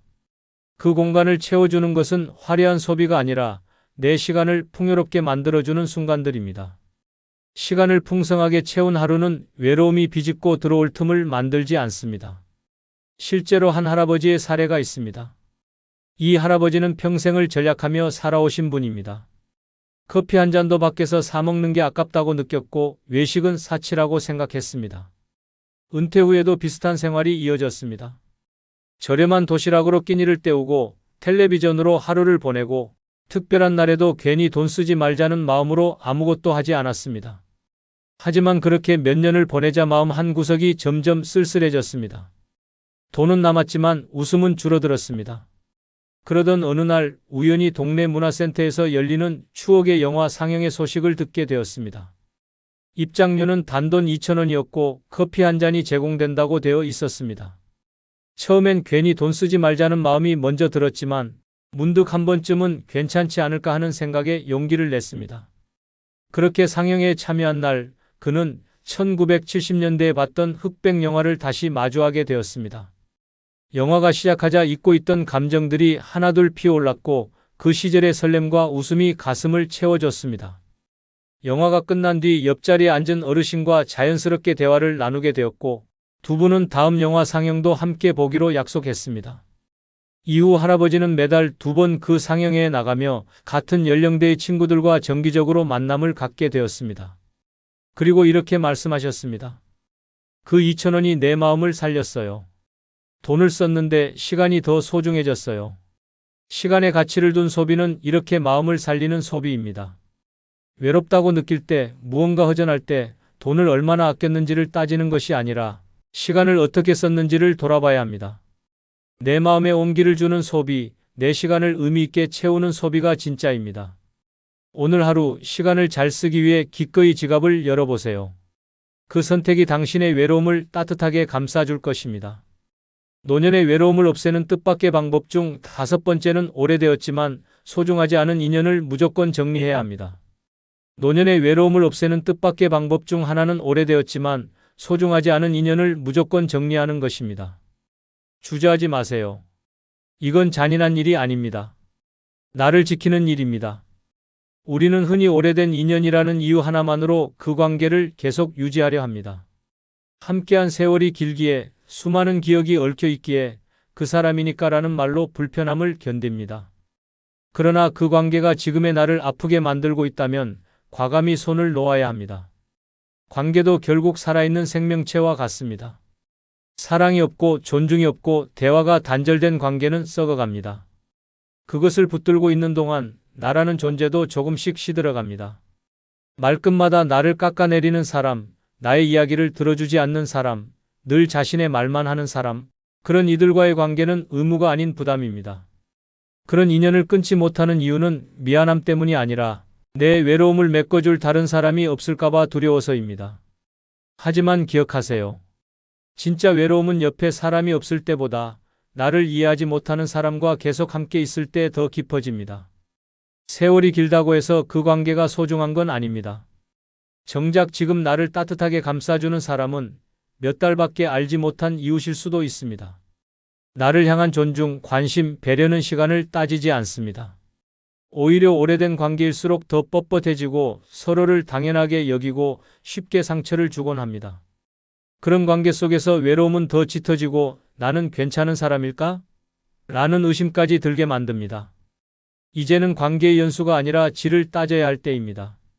불편함을 견디며 살아가는 건 고독이 아니라 고문입니다. 그 관계를 유지하려고 애쓰는 동안 당신의 소중한 감정과 에너지는 점점 고갈됩니다.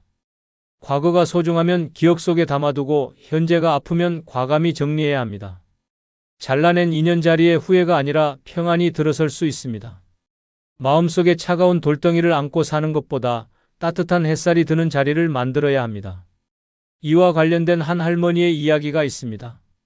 이 할머니는 72세로 오랜 친구 한 명과 50년 넘게 알고 지낸 사이였습니다.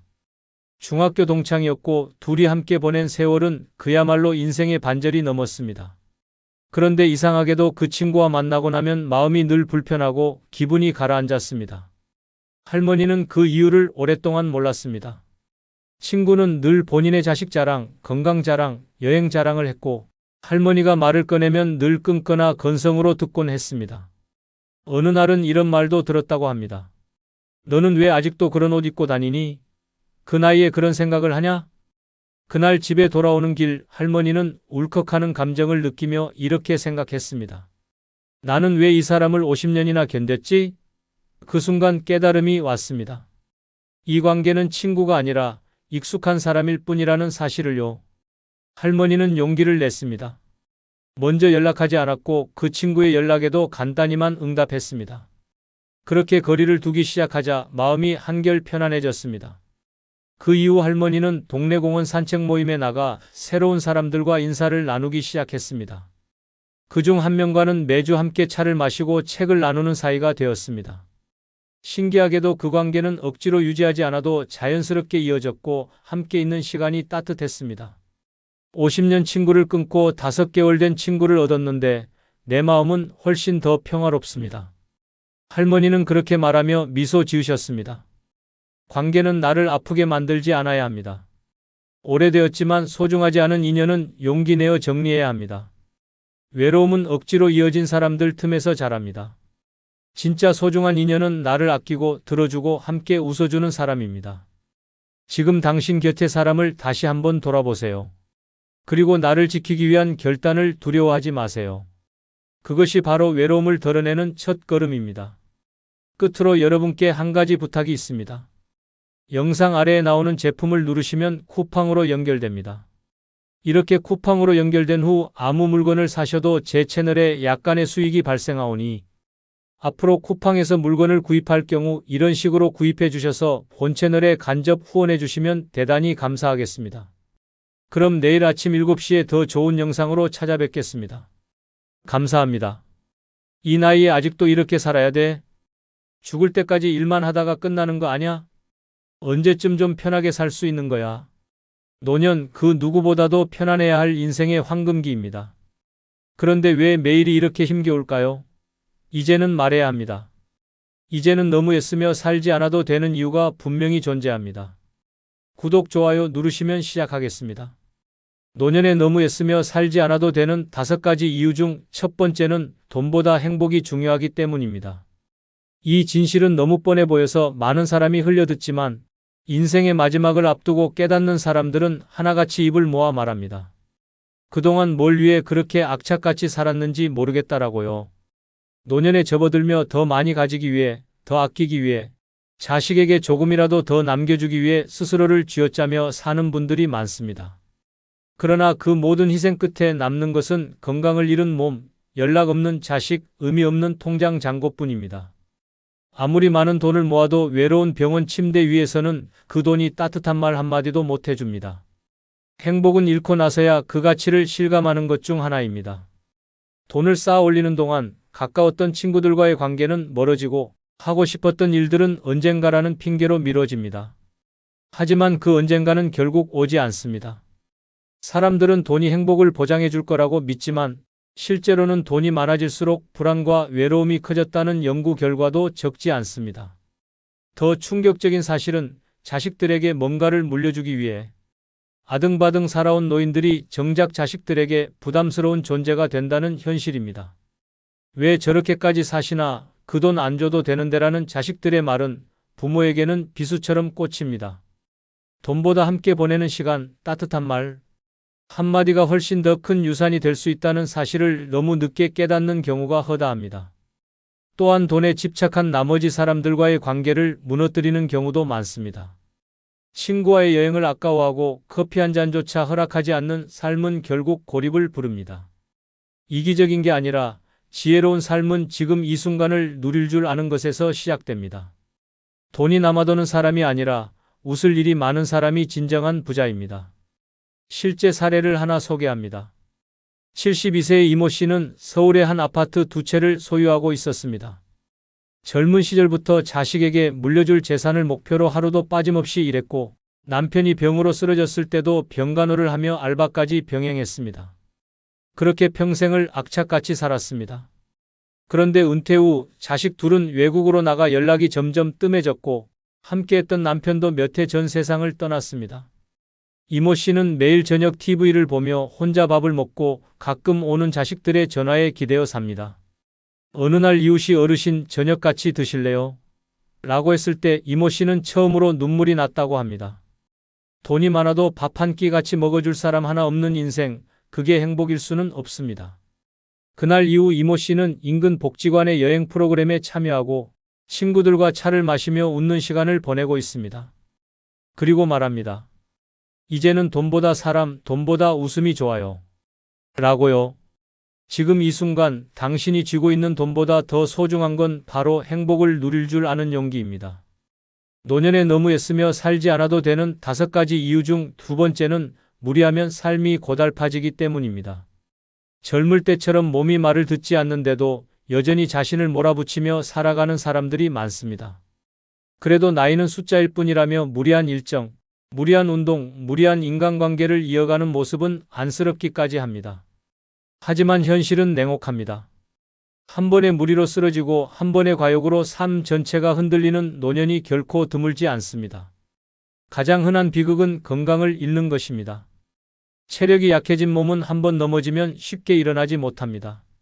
심지어 뼈가 부러지고 입원 생활이 길어지며 일상 자체가 무너져 버립니다. 그저 화분을 옮기다 넘어졌을 뿐인데 결국 휠체어를 타게 된 사람도 있고 괜찮겠지 싶어 장거리 여행을 갔다가 병원 신세를 지는 경우도 적지 않습니다. 한순간에 괜찮겠지가 노후 전체를 망가뜨릴 수 있다는 사실은 공포 그 자체입니다. 정신적으로도 무리는 큰 독이 됩니다. 나이 먹었다고 해서 놀고만 있을 순 없잖아. 자식에게 짐이 되면 안 되니까라는 강박은 결국 자신을 파괴하는 칼이 됩니다. 쉬어야 할 때 쉬지 못하고 도움을 청해야 할 때 오히려 감추는 노인은 스스로를 외롭게 만드는 것입니다. 자존심이 강한 게 아니라 삶을 힘겹게 만드는 선택일 뿐입니다. 또한 무리하게 손자들 봐주고 무리하게 자식 뒷바라지를 하다 병원 신세를 지는 노인도 많습니다. 자식들은 고마워할지는 몰라도 결코 그 무리의 대가까지 감당해주지는 않습니다. 엄마가 그렇게 무리하실 줄은 몰랐어요 라는 말은 위로가 아니라 무관심의 변명일 뿐입니다. 더 충격적인 사실은 노년의 무리가 중독처럼 반복된다는 점입니다. 무리를 해야 내가 가치 있는 사람처럼 느껴지는 왜곡된 인식, 그게 문제입니다. 하루라도 아무것도 하지 않으면 무기력해지고 가만히 있으면 쓸모없다는 불안감이 몰려옵니다. 그 결과 몸은 지치고 마음은 상처받고 결국 병원과 상담실을 전전하게 됩니다. 노후는 누구보다 자신을 아껴야 하는 시기입니다. 누군가를 위해 무리하는 삶은 더 이상 영광이 아닙니다. 그것은 무책임한 선택일 수 있습니다. 내 몸 하나 돌보지 못하면서 누구를 돕고 무엇을 책임질 수 있겠습니까? 늦게라도 깨달아야 합니다. 건강한 노년은 무리가 아니라 여유에서 시작된다는 사실을 말입니다. 실제 사례 하나를 소개합니다. 68세의 정모 씨는 은퇴 후에도 매일 아침 6시에 일어나 마당 청소를 하고 손주들 등하교를 책임지고 저녁이면 종교 모임과 자원봉사까지 참여했습니다. 주변에서는 정 선생은 진짜 부지런해요 라며 칭찬했지만 정작 정 씨는 만성 피로에 시달렸고 어깨와 무릎 통증은 심해졌습니다. 병원에서는 퇴행성 관절염 진단을 내렸고 하루 3번 약을 먹어야 하는 상황이 되었습니다. 그런데도 멈추지 않았습니다. 그러다 어느 날 버스에서 잠깐 졸다가 정류장을 놓친 것도 모르고 종점까지 간 일이 벌어졌습니다. 정신을 차렸을 때는 이미 어두운 저녁, 텅 빈 버스 안에서 자신만 남아 있었고 그 순간 문득 눈물이 터졌다고 합니다. 내가 도대체 왜 이렇게까지 살고 있는 걸까라는 생각이 들었다고 합니다. 그날 이후 정 씨는 일정을 줄이고 오전엔 차 한 잔 마시며 음악 듣는 시간을 만들었습니다. 그리고는 이렇게 말했습니다. 하루를 쉬어도 세상은 망하지 않더라고요. 이제는 무리하지 않고 천천히 자신을 위해 살아가는 정 씨의 모습이 오히려 더 빛나 보입니다. 노년에 너무 애쓰며 살지 않아도 되는 5가지 이유 중 3번째는 젊을 때 충분히 애썼기 때문입니다. 젊은 시절 여러분은 미친 듯이 일하고 노력하며 하루하루를 살아왔습니다. 그때는 조금 더 힘을 내면 더 많은 걸 얻을 수 있다고 믿었습니다. 그러나 이젠 깨달아야 합니다. 그 과거의 끊임없는 애씀은 이제 충분히 보상을 받았고 노년에는 더 이상 그런 과도한 노력으로 자신을 쥐어짜지 않아도 된다는 사실을 말입니다. 그런데도 많은 사람들은 아직도 젊었을 때 충분히 했다고, 그럼 남은 시간은 그냥 가만히 있어도 되는 건가? 라고 생각하며 스스로에게 부담을 더합니다. 과거의 성취가 오늘의 편안함을 보장해주지 않으면 안 된다는 강박이 노년을 더 힘겹게 만듭니다. 그렇습니다. 당신은 이미 많이 애썼습니다. 더 이상 끊임없이 무언가를 이뤄내지 않아도 됩니다. 그때 당신이 했던 노력은 결국 당신이 지금 가지고 있는 모든 것의 기초가 되어줬습니다. 그런데 왜 계속해서 무리하게 남은 시간을 또 쏟아붓고 있습니까? 끊임없이 일을 해야만 한다는 강박에 사로잡혀 여전히 직장에 나가고 늘 더 많은 돈을 벌려고 애쓰고 또다시 무엇인가를 이루어야 한다는 압박을 느끼는 것은 자신을 고문하는 것과 같습니다. 노년에는 이제 그만 쉬어도 됩니다. 왜냐하면 젊을 때 충분히 애썼고 이미 많은 걸 이뤄냈기 때문입니다. 그런데도 계속 애쓰는 것은 결국 건강을 해치고 정신적으로 고립을 초래하며 행복을 놓치는 결과를 초래합니다. 늦게라도 깨닫는 게 중요합니다. 여러분은 충분히 했고 이제는 그때처럼 매일 쪼들리며 살아갈 필요가 없다는 사실을요. 그리고 또 하나 충격적인 진실은 더 노력하면 더 좋은 일이 생길 것이다라는 신화입니다. 더 열심히 살면 더 많은 걸 얻을 수 있다고 믿지만 그 믿음은 사실상 일종의 착각일 수 있습니다. 여러분이 지나치게 일에 몰두해온 그 시간들은 대부분 돌아보면 그다지 의미가 없었던 일들일 수 있습니다. 금전적 성취나 사회적 위치가 행복을 보장해주는 것이 아님을 알 때가 되었습니다. 그리고 한 가지 중요한 사실을 알아야 합니다. 바로 인생은 내가 고통스럽게 살았다고 해서 그것이 의미를 가지지 않는다는 것입니다. 인생의 의미는 내가 얼마나 고통스럽게 살았는지가 아니라 얼마나 행복했는가에 달려 있습니다. 여러분이 젊을 때 열심히 애썼던 그 모든 것들이 이제는 평안하게 쉬면서 즐길 수 있는 자원으로 바뀌었음을 기억해야 합니다. 이제는 충분히 쉬어도 되는 이유가 바로 여기 있습니다. 그럼에도 불구하고 과거의 패턴을 버리지 못한 채 여전히 스스로를 몰아붙이고 있는 분들이 많습니다. 이러한 패턴은 사실 몸과 마음에 심각한 스트레스를 가하게 되며 결국 여러분을 무너뜨리는 원인이 됩니다. 실제 사례를 하나 소개합니다. 70세의 김 선생님은 40년 동안 한 직장에서 근무하시며 매일 아침 일찍 출근해 밤늦게까지 일하며 가족을 부양해 왔습니다.